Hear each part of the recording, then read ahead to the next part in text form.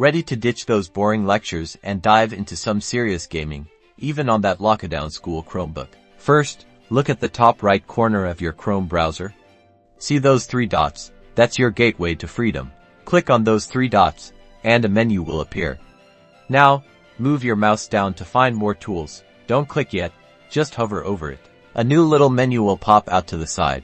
In that menu, you need to find Developer Tools and click it. Don't worry, this isn't as scary as it sounds. Now, a bunch of coding language might appear, but ignore that part. Focus on the top of the Developer Tools window. Find the Network tab, and click on it. On the Network tab, there is a button with a symbol on it.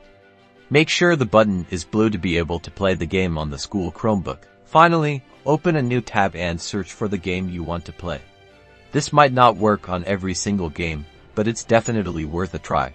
Now you can finally play your favorite game on that lockdown school Chromebook.